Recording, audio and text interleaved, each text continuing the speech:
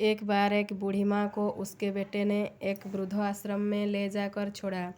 इस माँ का ये वही इकलौता बेटा था जिसके लिए इस माँ ने जीवन भर संघर्ष किया। इस बेटे के लिए वो सब कुछ किया जो एक माँ को करना चाहिए या माँ कर सकती है, और आज भी अपने बेटे को किसी भी तरह की परेशानी ना हो इसीलिए आश्रम में रहने के लिए भी तैयार हो गई।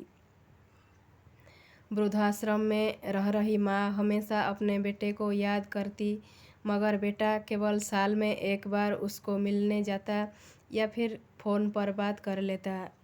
कई साल बीत गए। वृद्धाश्रम से बेटे को एक दिन फ़ोन आया। उन्होंने कहा, बेटा जल्दी से आश्रम आके अपनी माँ से मिल लो, वो बहुत सीरियस है।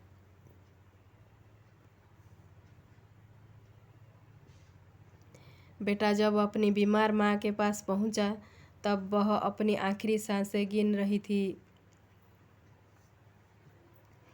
बेटे ने अपनी माँ से उसकी आखिरी इच्छा पूछते हुए कहा, माँ मैं तुम्हारे लिए क्या कर सकता हूँ, बताओ। माँ ने कहा, बेटा इस आश्रम में गर्मी और मच्छर बहुत ज़्यादा है, यहाँ पर कुछ पंखे लगवा देना।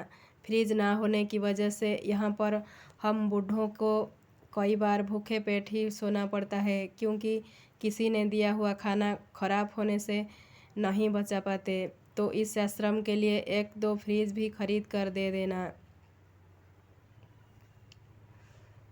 बेटे ने अपनी माँ की सारी बात सुनी और अपनी माँ से पूछा, आपने इतने साल यहाँ पर निकाल दिए पर आपने कभी भी यह बातें मुझसे नहीं कही, और अब जब आपके पास टाइम नहीं बचा है तब आप यह सब कह रही है, ऐसा क्यों?